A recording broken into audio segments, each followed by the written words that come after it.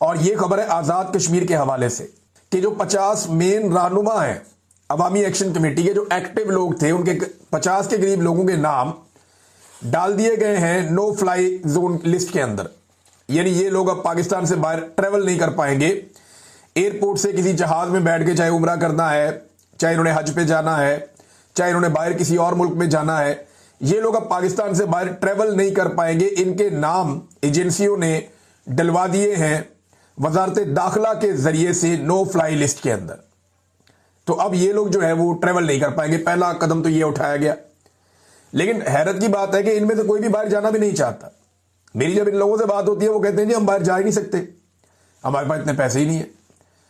यानी एक की किताबों की दुकान है, उसका सीजन लगता ही तब है जब बच्चों के स्कूल खुलते हैं, नई क्लासेस आती हैं।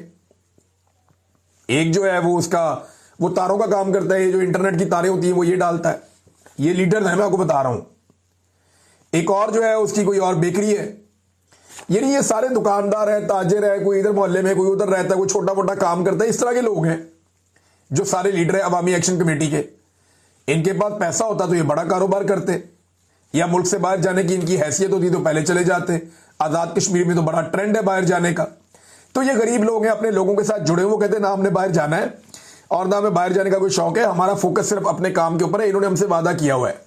और याद रखिएगा, वादे में गारंटी मिलिट्री एस्टेब्लिशमेंट के उन अफसरान ने दी हुई है जो बीच में पड़े हुए थे, बाकायदा गारंटी है।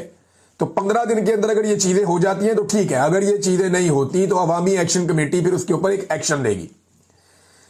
पाकिस्तान के जो आजाद कश्मीर से बाहर के इलाके हैं वहां से रिपोर्टें अच्छी नहीं आ रही। बहुत सारे लोग इसको रिपोर्ट भी कर रहे हैं। यानी हद तक हमें सलूक किया जा रहा है। शनाख्ती कार्ड देखने के बाद इस्लामाबाद पुलिस की जानिब से तशद्दुद बनाए जाने की, हद तक हमें सलूक की खबरें व्हाट्सएप ग्रुप के अंदर, ऑडियो, और ये सारी चीजें जो है गर्दिश कर रही। ये है क्या? देखें, पुलिस वाले तो गुस्से में होंगे, उन्हें मार पड़ी है आजाद कश्मीर में, मार पड़वाई है मोहसिन नकवी वगैरह ने अपनी घटिया पॉलिसी की वजह से, या वहां मौजूद जो मिलिट्री एस्टेब्लिशमेंट के लोग हैं एजेंसियों के, उन्होंने मार पड़वाई पुलिस को कि क्यों लेकर गए वहां पे उन्हें, जहां पे इनको सबको आइडिया था कि वहां के लोग मुख्तलिफ हैं। अब अपने तौर पे भी अगर शनाख्ती कार्ड देखकर पुलिस वाले इस किस्म का रद्द-ए-अमल दे रहे हैं तो ये पाकिस्तान में अगर सियासतदानों में या जो हुकूमत में मौजूद लोग हैं लाकर बिठाए गए हैं, अगर उनमें थोड़ी सी भी समझ है तो वो इस घटिया सिलसिले को रुकवाएं। एक और वाकया रिपोर्ट हुआ आजाद कश्मीर के शहरियों के हवाले से कि मीरपुर थकियाला के 3 नौजवानों को इस्लामाबाद एयरपोर्ट से वापसी पर तशद्दुद का निशाना बनाने और कश्मीर मुर्दाबाद के नारे लगवाने की खबरें सामने तवातर के साथ आई हैं। अब देखिए, अगर इस तरह के वाकयात होने तो इन लोगों को सामने आकर बताना चाहिए ऐसा कुछ हुआ या नहीं हुआ।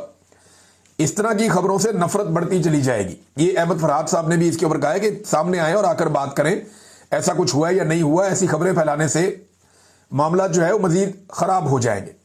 और अगर ऐसा हुआ है तो ये वाकयात रिपोर्ट करें ताकि कानूनी चाराजोई और लायामल का आगाज किया जा सके। कुछ 200 बंदों की एक लिस्ट और भी बनी है मेरी इत्तला के मुताबिक कि अगर ये 200 बंदे काबू कर लिए जाए आजाद कश्मीर में तो अवामी एक्शन कमेटी जो है वो अमली तौर पे नाकारा हो जाएगी, ये भी कहा जा रहा है। तो क्या ये हो पाएगा? सवाल ये है ना। तो अवामी एक्शन कमेटी के लोग कहते हैं 200 छोड़ के हमारे 2000 बंदे भी आप पकड़ लेंगे ना, आप कुछ कर नहीं सकेंगे। एक और चीज जो उनकी जानिब से सामने आई है कि 9 तारीख को अब वो जश्न मनाने जा रहे हैं। पहले उन्होंने 3 रोजा सोग का ऐलान किया था कि हमारे जो लोग शहीद हो गए, जो नुकसान हुआ, जितना आजाद कश्मीर के अंदर मार कुटाई और लड़ाई हुई, हम इसके ऊपर सोग मनाएंगे। और अब उन्होंने जो उन्हें अल्लाह रब्बुल इज़्ज़त ने कामयाबी दी और वो इत्तफाक और इत्तेहाद के जरिए से उन्होंने पाकिस्तानी एस्टेब्लिशमेंट को शिकस्त दी है। देखिए, ये एस्टेब्लिशमेंट पाकिस्तान की तीसरी चौथी मरतबा हारी है। एक इन्हें बदतरीन शिकस्त हुई थी पाकिस्तान की एस्टेब्लिशमेंट को 1971 में, मुल्क ही टूट गया था, ये हार नहीं मान रहे थे। दूसरी इनको एक बदतरीन शिकस्त जो है वो ये भी हो चुकी है, एक 8 फरवरी 2024 को बड़ी बदतरीन शिकस्त हुई पाकिस्तान की एस्टेब्लिशमेंट को, लोगों ने इनकी नाक में दम कर दिया। फिर इससे पहले भी शिकस्तें हो चुकी हैं, लेकिन ये बड़ी बड़ी शिकस्तें हैं। अब एक बड़ी शिकस्त उन्हें आजाद कश्मीर में हुई है जहां पे उन्हें अपने मौकिफ से पीछे हटना पड़ा और अवाम की बात माननी पड़ी। अब लोग ये कह रहे हैं कि हमें क्योंकि 15 दिन का टाइम दिया हुआ है, हम सिर्फ 15 दिन इंतजार करेंगे। मामला जुम्मे और हफ्ते को तय पाए थे, तो आप मैक्सिमम ये समझ सकते हैं 3-4 तारीख से उन्होंने 15 दिन देखना है, मैक्सिमम 20 तारीख तक वो देखेंगे और वो ये कहते हैं इससे ज्यादा टाइम हम नहीं देंगे। अगर हमारे मुतालबात माने गए या चीजें उस डायरेक्शन में गई तो ठीक है, ये जो बदले लेना चाहते हैं, कार्रवाइयां करना चाहते हैं करें, हमें कोई परवाह भी नहीं है। हमारे बंदे गिरफ्तार करते हैं, लिस्टें बनाते हैं, नो फ्लाई लिस्ट के अंदर डाल देते हैं, कोई फिक्र नहीं। वो कहते हैं फिक्र इस बात की है कि हमारे साथ जो वादे किए वो पूरे किए जाएं, अगर वो पूरे नहीं आते हम दोबारा निकल आएंगे। और ये आजाद कश्मीर है, ये ऐसा नहीं है कि आप लोगों को मायूस कर लेंगे। तो 9 तारीख को लोग जश्न मनाने जा रहे हैं और वो भी इसी सिलसिले में कि उनको भी आइडिया हो गया है कि रियासत कोई 2 नंबरी करने का इरादा रखती है। नादरीन, एमल वली खान साहब का जो एक स्टेटमेंट आया था आर्मी चीफ के बारे में, जिसमें उन्होंने उन्हें दुकानदार या ताजिर या इस तरह का उन्होंने कहा था कि ये अच्छा नहीं लगता कि ब्रीफ केस उठा के आर्मी चीफ चला जाए और जाकर मादनियात बेचेगा, हमारा बड़ा अच्छा माल मैं लेकर आया हूं। तो आजम नजीर तारड़ ने बताया कि वजीर आजम के साथ बातचीत करवाई है एमल वली खान की, और अब जो है वो एमल वली खान अपने अल्फाज पर पछतावे का इजहार कर रहे हैं। अभी सिर्फ एमल वली खान साहब की सिक्योरिटी वापस हुई है और बताया जा रहा है कि वो अपने बयान पर जो उन्होंने आर्मी चीफ के बारे में दिया उस पर पछतावे का इजहार कर रहे हैं। लेकिन ये जो स्टेटमेंट है ये आजम नजीर तारड़ का है, एमल वली खान ने इस पर अभी तक कुछ नहीं कहा। देखना यह है कि एमल वली खान इसके बारे में क्या कहता है, उसका बयान क्या आता है।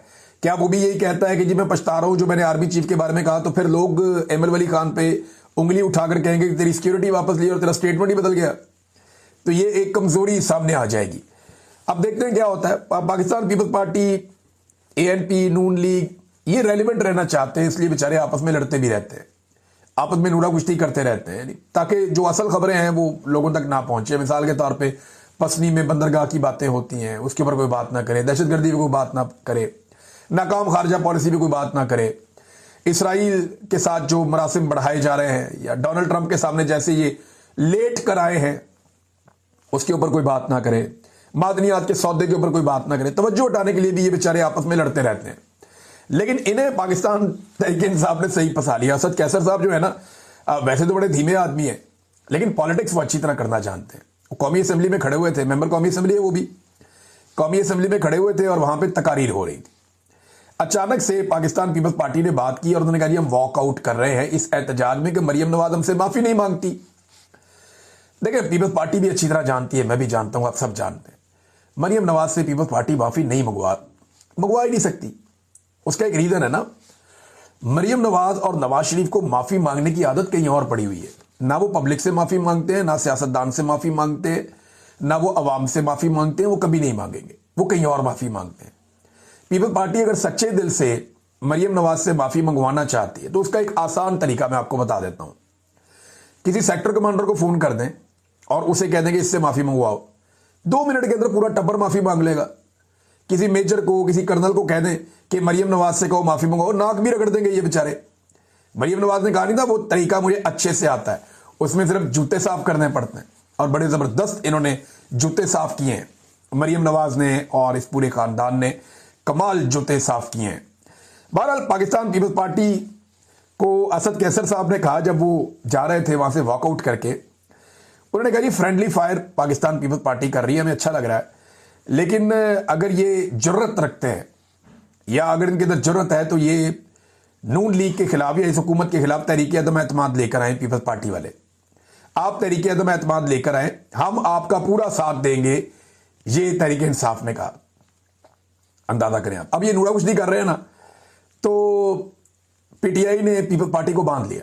उन्होंने कहा नूरा कुश्ती करते हो, बेवकूफ समझते हो हमें, तुम लोग आपस में रले हुए हो सारे, बीच में तो एक ही हो, ये सिर्फ तुम तवज्जो हटाना चाहते हो। अगर तुम बिल्कुल तुम्हारी नीयत ठीक है तो अदम एतमाद की तहरीक लेकर आओ, तुम अदम एतमाद की तहरीक लेकर आओ, हम तुम्हारा साथ देंगे, इनकी हुकूमत गिर जाएगी, इनके 14 तबक रोशन हो जाएंगे, इनकी तबीयत साफ हो जाएगी। ये बात जो है वो कही असद कैसर साहब ने, इसका कोई पीपल्स पार्टी ने जवाब नहीं दिया, बल्कि मुंह नीचे करके शर्मिंदा होकर वो बाहर निकल गया। नादरीन, शहबाज शरीफ साहब मलेशिया पहुंच गया, आपको पता है, वो एक के बाद एक ट्रैवल कर रहे हैं, और मलेशिया में जो उनका दौरा है उसके हवाले से ये अता तारड़ ने एक ट्वीट भी किया और बड़ा जबरदस्त ट्वीट किया। अता तारड़ ने बताया जनाब बड़ी कामयाबियां मिल रही हैं, $2 करोड़ का, 20 मिलियन 2 करोड़ होता है, $2 करोड़ का हम एक्सपोर्ट करेंगे, $20 मिलियन, $2 करोड़ का हम गोश्त एक्सपोर्ट करेंगे किसे, $2 करोड़ का किसे एक्सपोर्ट करेंगे, मलेशिया को। देखिए मैं हैरान होता हूं कि जो पाकिस्तान का इन्होंने खसारा कम करके दिखाया वो $11 अरब का है, $11 अरब। और ये $2 करोड़ के लिए वज़ीर आज़म जनाब ट्रेवल करता फिर रहा है, कभी इधर कभी उधर कभी उधर। जितने का तो ये गोश्त एक्सपोर्ट नहीं करेंगे जितना खर्चा वज़ीर आज़म अपने दौरों पे कर लेता है। हैरत होती है इनकी अकल के ऊपर। और वहां पे शहबाज शरीफ साहब जो है वो अल्लामा इकबाल के शेरों की अंग्रेजी के अंदर तशरीह करके उनको टीचिंग्स कर रहे हैं, भैया आप इतने बड़े लीडर नहीं हैं और आप वहां जाके, यानी वो अल्लामा इकबाल को भी पता होता ना मेरे शेरों का ये हाल करेगा मुस्तकबिल का कोई सियासतदान, तो वो ये शेर कहता ही ना। जिस किस्म की शहबाज शरीफ साहब ने वहां पे तशरीह कर दी है। देखिए पाकिस्तान में जो सबसे बड़े गोश्त के एक्सपोर्टर हैं वो फौजी मीट लिमिटेड कंपनी है। आप हर चीज के अंदर देखें ना, खाद सबसे ज्यादा फौज बनाती है, बहुत सारी चीजें फौज बनाती है, दूध सबसे बड़ी प्रोडक्शन जो है वो फौज की है। फिर इसके अलावा जो है वो आपका जो बेशुमार रेजिडेंशियल सोसाइटीज में सबसे बड़ा कारोबार फौज का है। फिर मीट, फौजी मीट, ये कारोबार भी सबसे बड़ा फौज का है। सबसे बड़ी एक्सपोर्टर फौज है, फौजी लिमिटेड कंपनी है। और पाकिस्तान से गोश्त बरामद करते हैं ये बाहर मुल्कों में, 22 मुल्कों को ये गोश्त भेजते हैं। और ये माजिद निजामी साहब ने ये खबर भी दी है कि 22 मुल्कों को ये गोश्त प्रोसेस करके भिजवाते हैं, जिनमें मलेशिया ऑलरेडी शामिल है। अब ये $2 करोड़ का गोश्त, $2 करोड़ का गोश्त शायद वो पहले से मंगाते हैं, उसी को उन्होंने रिन्यू करके कह दिया जी हम आपसे मंगवाएंगे और शहबाज शरीफ के खाते में डाल दिया है। और अगर ये कोई नया मुआहदा है तो देखते हैं इसमें सिविलियंस को बेचारों को कितना हिस्सा मिलता है। ज्यादातर तो इन चीजों में से हिस्सा जो फौज की कंपनी है वही ले जाती है और वही सबसे बड़े एक्सपोर्टर हैं गोश्त के। और तवज्जो इनका जो है वो नॉर्मली रहती है पाकिस्तान तहरीक इंसाफ की तरफ। अब पिछले 3-3.5 साल से हमेशा ये देखते हैं कि कोई पॉलिटिकल मुखालिफ इनका जिंदा ना रहे, सांस ना ले, इसको मारो, जो इनकी बात करे उसको दीवार के साथ लगा दो। अब इस्लामाबाद में टीटीपी का झंडा नजर आ रहा है, कोसार का इलाका, वो मेन एरिया इस्लामाबाद का, टीटीपी का झंडा वहां पे नजर आ रहा है। पाकिस्तान तहरीक इंसाफ का झंडा होता तो आप एक्शन देखते पुलिस के, आप पुलिस की दौड़ें चेक करते। अगर ये कोई पाकिस्तान तहरीक इंसाफ का झंडा होता तो लॉ इन्फोर्समेंट तबाही फेर देती। लेकिन तहरीक इंसाफ के बाहर इन्हें नजर कुछ नहीं आता ना, तो अब ये तहरीक तालिबान पाकिस्तान का झंडा इस्लामाबाद के अंदर लगा हुआ है, ये इनके हालात हैं। नाज़रीन, इसराइल ने मजीद 171 अरकान को डिपोर्ट कर दिया है जो समूद फ्लोटिला की कश्तियों के ऊपर बैठकर पहुंचे थे गाजा और उन्हें इसराइल ने गिरफ्तार किया था।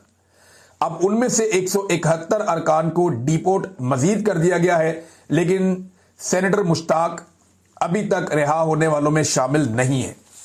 ये इंतहाई अफसोसनाक सूरत हाल है नाज़रीन, और उनकी अपनी जमात भी बदकिस्मती से उनके लिए आवाज़ नहीं उठा रही और बात करने के लिए तैयार नहीं है। ऐसा लगता है कि हाफिज नईमुर रहमान साहब जो हैं शायद कोई जेलसी है उनके अंदर, या वो इंतजार कर रहे हैं कि ये वापस आएंगे तो क्रेडिट मैं लूंगा, या ये आदमी मेरे से आगे कैसे निकल गया। क्योंकि सेनेटर मुश्ताक ने अपने मौक़िफ़ से लोगों को अपना गर्विदा कर दिया है। जमात इस्लामी में लोगों की बहुत बड़ी तादाद जो है वो उनको अब चाहती है, उनसे प्यार करती है। मसला यह है कि जमात इस्लामी अपनी क़यादत हमेशा उसी को देती है जो एस्टेब्लिशमेंट के बहुत करीब होता है। वो एस्टेब्लिशमेंट से अपने आप को दूर करना नहीं चाहती जमात इस्लामी, वो एस्टेब्लिशमेंट की छत्तर छाया में हमेशा रहना चाहते हैं। और अभी जो हाफिज नईमुर रहमान साहब हैं वो भी इसी रास्ते पर चल रहे हैं। यानी जेल में बैठे हुए इमरान खान पे वो तनकीद करते हैं कि ट्वीट नहीं आया। लोगों ने ट्वीटें निकाल निकाल के सामने रख दी कि जनाब ये सारी इमरान खान की ट्वीट है, पढ़ लो, अगर तसल्ली नहीं हुई तो और भेज देते हैं।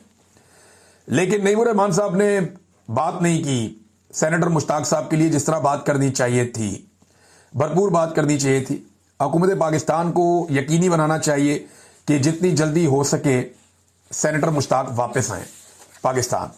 और एक आखिरी नाज़रीन खबर है, बड़ी इंटरेस्टिंग है। ये एक लेटर आया हुआ है और ये लेटर लिखा है जनाब chief justice Islamabad high court को, जनाब मोहतरम जस्टिस सरदार इसहाक खान साहब ने। ये बड़ा इंटरेस्टिंग लेटर है।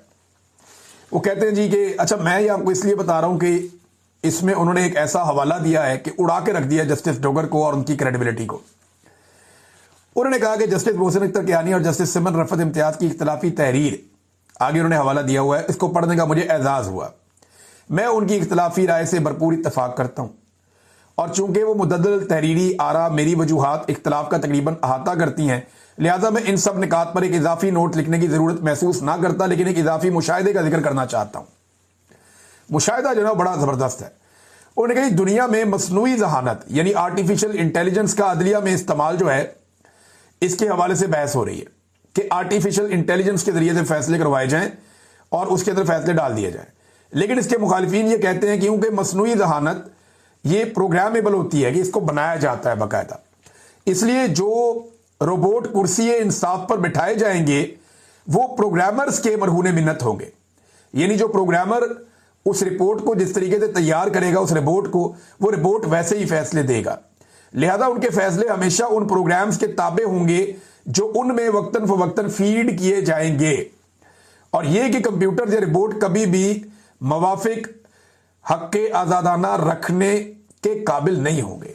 यानी वो ये कहते हैं कि ये आजाद हो ही नहीं सकते, अपने दिमाग से सोच ही नहीं सकते रिपोर्ट, वो वही करेंगे जो प्रोग्रामर उनके साथ करना चाहेगा। तो उन्होंने कहा जी मैं इससे इत्तफाक नहीं करता था, लेकिन 3 सितंबर की मीटिंग के बाद मेरा नुक्ता नजर मसनूई जहानत का अदलिया में बतौर फैसला कुनिंदगान इस्तेमाल के नाकदीन के साथ हम आहंग हो चुका है। समझे जरा। उन्होंने दूसरे अल्फाज में कहा कि जनाब आप सारे रिपोर्ट हैं, आपके प्रोग्रामर्स ने आपको लाके यहां हाई कोर्ट के अंदर बैठाया हुआ है, तो आपके अंदर जो फीड कर दिया जाता है वही आप करते हैं और आपकी अपनी कोई राय नहीं है। ये उन्होंने कहा सादा अल्फाज। आज अलीमा खानम के बयान से, और अलीमा खानम ने ये लास्ट टाइम बयान दिया इमरान खान साहब के हवाले से और बड़ा जज्बाती बयान है उनका। लेकिन इमरान खान साहब का केस चल रहा है अदालत में, उस केस के हवाले से इमरान खान साहब की अपनी बहन से मुलाकात हुई अडियाला जेल के अंदर, और फिर इमरान खान साहब की बहनों ने और इमरान खान ने मिलकर यह फैसला किया कि आइंदा इमरान खान साहब का जो पैगाम है वो अलीमा खानम की बजाय दूसरी बहनें सुना दिया करें। ये खबर पहले भी बाहर आई थी, मेरे इमरान खान साहब की फैमिली ने इसके ऊपर रिएक्ट किया था। अब फाइनली जब इन्होंने जाके जेल के अंदर डिस्कशन की तो ये तय पा गया। इसकी वजह क्या है?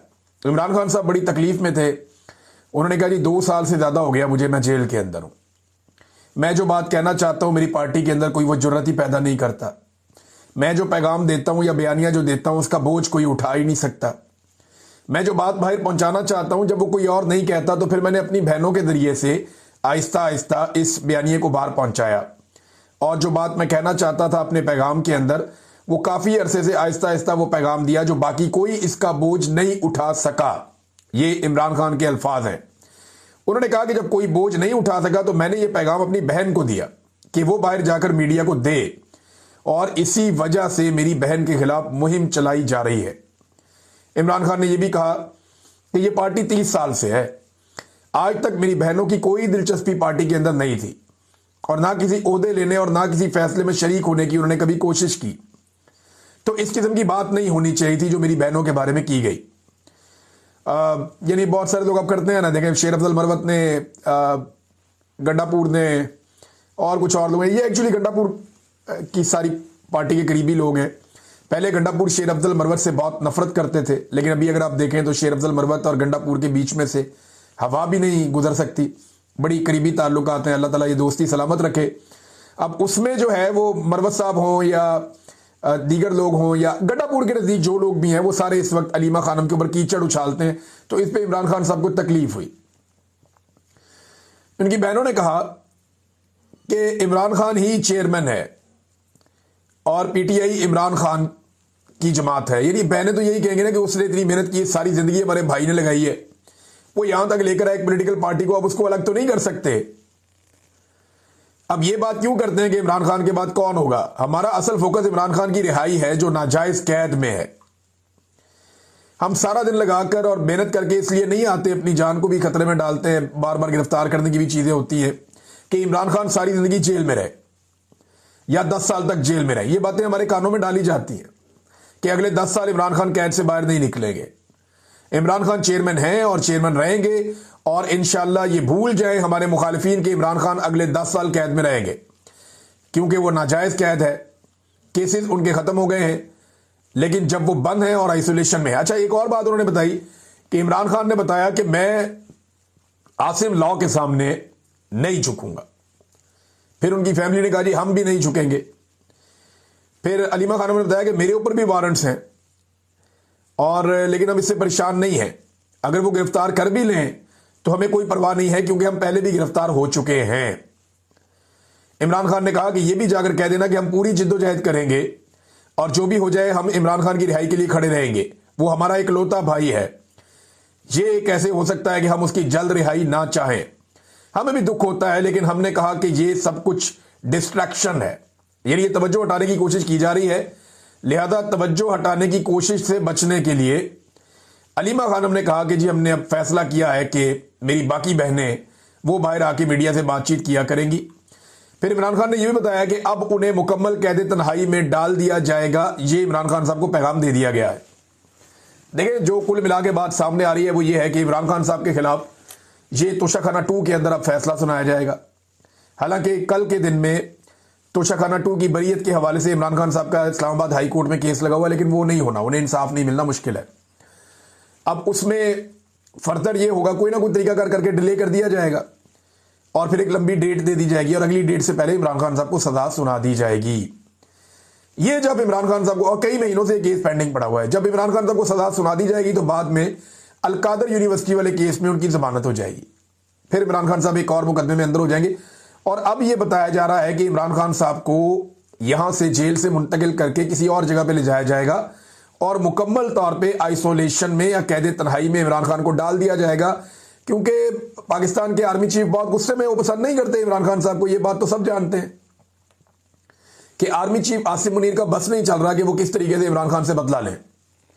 और इमरान खान साहब जो भी बात करते हैं खुलकर, देखें, कोई भी कभी किसी आर्मी चीफ के खिलाफ बोल नहीं पाया पाकिस्तान में, कभी बात कर ही नहीं पाया।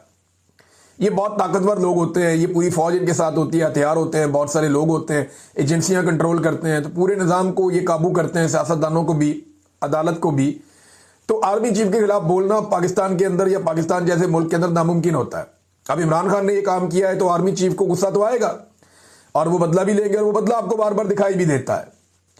बहरहाल ये इमरान खान साहब ने बताया कि मुझे आइसोलेट कर दिया जाएगा। बाकी जो इमरान खान साहब का डिटेल पैगाम है वो उनके सोशल मीडिया की जानिब से जारी किया जाएगा। जब वो पैगाम आता है तो मैं आपके साथ शेयर करूंगा। एक और बड़ी खबर है